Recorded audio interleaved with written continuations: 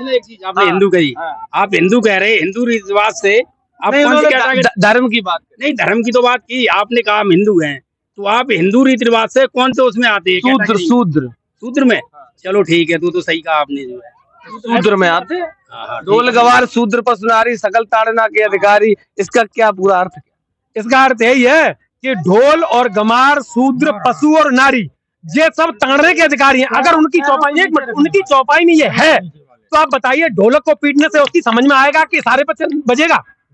औरतों को पीटने का अधिकार। और ये लोग जो हैं शूद्रों को, और जो हमारे उच्च जात के लोग जो अपने को सवर समझते हैं, क्या उनको मारने के अधिकार नहीं है? जब शिक्षा स्कूल ले जाते हैं तो एक वाल्मीकि अगर टीचर है तो वो नहीं मारता है? मारने के अधिकारी वो नहीं पिटते हैं?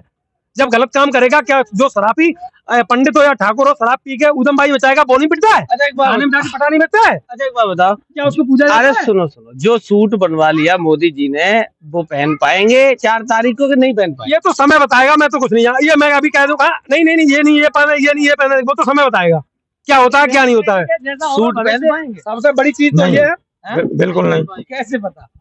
बिल्कुल पता है। सबसे बड़ी चीज तो सत्ता परिवर्तन होना है और सत्ता परिवर्तन होगा।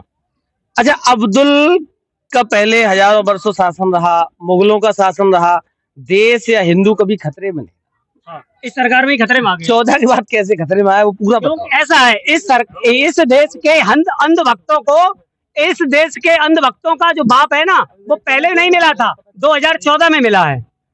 इस देश के अंधभक्तों को जो बाप है ना, वो पहले नहीं मिला था, वास्तविकता तो 2014 में मिला है। इसलिए हिंदू खतरे में आ गया। हिंदू कभी खतरे में नहीं था, केवल जो भाजपा सरकार के लोग हैं वो खतरे में थे। और बात करो तो ये आर जो आए हैं बाहरी हैं। पुष्यमित्र शुंग ने बृहदत्त की हत्या की और स्वयं सिंहासन पर बैठ गए और रावण का पुतला बना दिया, हमारे 10 महापुरुषों के शीश लगा के उसे चला दिया। तुम्हें मालूम हो 1972 में लंका शब्द जोड़ा गया और 1978 में श्री शब्द जोड़ा गया, तब उसका नाम श्रीलंका पड़ा। और कई हजार साल पहले की बात है, उसका नाम पहले ही श्रीलंका हो गया। वो उसमें नहीं, वो लिखते हैं क्या, बूंदिया श्रीलंका पे गिलाई पागे हैं। मुँह दे यहाँ की, डर नहीं लग रहा? मुँह दे यहाँ की, ये अरे डर नहीं लग रहा? अरे मर जाए, जाना क्या है, मुझे डर किसी का नहीं। सुकरात के विचार देखो, ओशो के विचार, सुकरात ने मालूम क्या कहा था? ईश्वर जो है शोषण का प्रतीक है, ईश्वर शोषण का प्रतीक है। अरे भाई पेरियार के विचार पढ़ लो, उन्होंने 15 विचार सीधे कहे हैं। ईश्वर अगर है तो मैं जैसे नास्तिक को पैदा क्यों किया, मुझे पैदा क्यों किया? उनके 15 विचार पढ़ो, बाबा साहब के 22 विचार, उन्होंने कह दिया ब्रह्मा विष्णु महेश, आज को मैं ईश्वर नहीं मानूंगा, नहीं उनकी पूजा करूंगा। अच्छा, मोहन भागवत को जानते हो?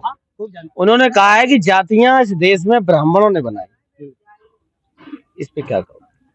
ये बात 100% सही है कि यहाँ ये पुरुष प्रधान देश रहा है। संस्कृत में हमने पढ़ा है कि प्रथम पुरुष, मध्यम पुरुष, उत्तम पुरुष, कभी प्रथम स्त्री, मध्यम स्त्री, उत्तम स्त्री नहीं पढ़ा। इसका मतलब है ये पुरुषों के द्वारा ये सब षड्यंत्र रचा हुआ है, पुरुषों के द्वारा ये सब षड्यंत्र रचा हुआ है। महिलाएं कभी पढ़ने दी नहीं गई, महिलाओं को कभी पढ़ने दिया नहीं गया, शिक्षा से वंचित रखा। तो प्रथम स्त्री, मध्यम स्त्री, उत्तम स्त्री आ कहां से जाती? आज भी हम भाई साहब ये सोच रहा हूँ कि शराबी व्यक्ति अच्छा है, शराबी व्यक्ति अच्छा है कि जो शराब पी के अपने बच्चों को नहीं सिखाएगा कि शराब बेटा मत पीना, यही कहेगा। और आज की जो महिलाएं हैं, वो जो पुजारी महिलाएं हैं, जो पूजा पाठ ज्यादा करती हैं, मैं उनसे बहुत घबराता हूँ, क्योंकि वो अपने बच्चों को भी बिठाएंगे, कहा माता जी ये पूजा कर लो। हम ऐसी महिलाओं से के बहुत विरोध में रहते हैं, क्यों हमें चाहिए मालूम कैसा समाज? मतलब ये महिला देख रहे हो, इन्हीं बोलता हूँ। अरे सुनो, इनमें से भी एक कोई कह रहा था हमने कल बहुत बड़ा झंडा चढ़ाया, डीजे बीजे लगा के 10-12 गाड़ियों। अरे भाई ऐसा है कि हमारी समाज की जो महिलाएं हैं वो अभी जागरूक नहीं हो पाई हैं। जिस दिन जागरूक हो जाएंगी भाई साहब, उस दिन मैं आपको यकीन दिलाता हूँ इस देश में केवल मानव सभ्यता रहेगी और ये सब हिंदू, मुस्लिम, सिख, ईसाई सब रखा रह जाएगा। केवल मानव सर्वोपरि होगा। और मानव ही एक ऐसी कड़ी है, मतलब कई जीवों में मानव सर्वश्रेष्ठ बुद्धिमान व्यक्ति है। मोदी जी से क्या कहना चाहते?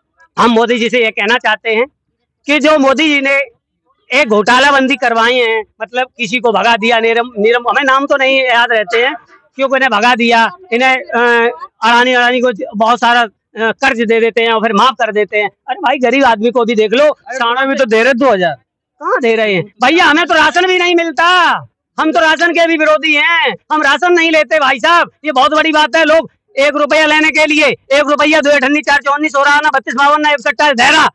समझ में आई?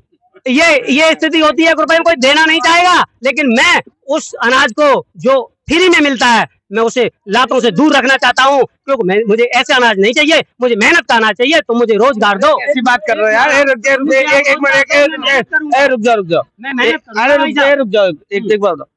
तुम कह रहे अनाज नहीं लेते, वो कह रहे हम 80 करोड़ हिंदू परिवारों को राशन दे रहे हो, तुम लात मार रहे हो। साहब बात ये है कि आप रोजगार दीजिए, उसे मेहनत करवाइए, फ्री में मत बांटो।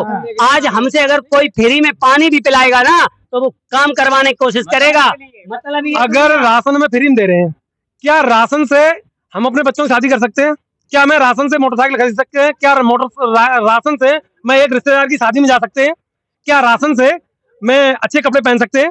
क्या जरूरत है? जय श्री राम और खाना खाओ, खत्म। तो जय श्री राम, हमें जय श्री राम रंग रंगे रहते थे और उनके भक्त रंग रंगे रह रहे हैं, तो हम रंग रंगे तो नहीं रह पाएंगे। मैं बाबा साहब का अनुयायी हूँ, बाबा साहब कोट पैंट में रहते थे तो मैं कोट पैंट में शिक्षित हूँ। बाबा साहब तो चश्मा भी लगाते थे, तुम भी लगाना चाहते? जिस समय मेरी आई साइट ठीक होगी, मैं चश्मा की जरूरत पड़ेगी चश्मा भी लगा लूंगा। इस समय मेरी आंखें बिल्कुल सही है, कोट भी पहनते थे, तो कोट सर्दी होगी तो मैं कोट भी पहनूंगा। बस 36 भाषाओं से ज्यादा का ज्ञान भी था। मैं इतना पढ़ा लिखा नहीं हूँ, इसीलिए तो मैं पूछता हूँ कि वो विश्व में सबसे इतने बुद्धिमान व्यक्ति थे। मैं इसीलिए तो पूछता हूँ, इसलिए नहीं पूछता हूँ जादू से गौतम बुद्ध को इसलिए मानता हूँ। मैं पूछता नहीं हूँ, मानता हूँ गौतम बुद्ध को इसलिए मानता हूँ। गौतम बुद्ध का मानव एक समान, उन्होंने मुझे नरक और स्वर्ग और लालच और किसी का लोभ लालच नहीं कहा। उन्होंने कहा कि तुमने कर्म किया है तो तुम्हें ही भोगना पड़ेगा, जो तुमने कर्म किया है उसे तुम्हें ही भोगना पड़ेगा, न कि किसी को हम तुम्हें 1.5 रुपया ले आओ, 10 रुपया ले आओ, 5,000 ले आओ, हम तुम्हारे गिराव चाह दिए जू करा दिए। जैसे एक अनुद्धाचार्य, मैंने एक वीडियो देखा था, अनुद्धाचार्य कह रहे थे कि हम आपके पूर्वजों तक मुझे पैसा दीजिए, मैं आपके। अनुद्धाचार्य एक चीज और कह रहे थे, महिलाएं बैठी, मैं नहीं कहना चाहूंगा,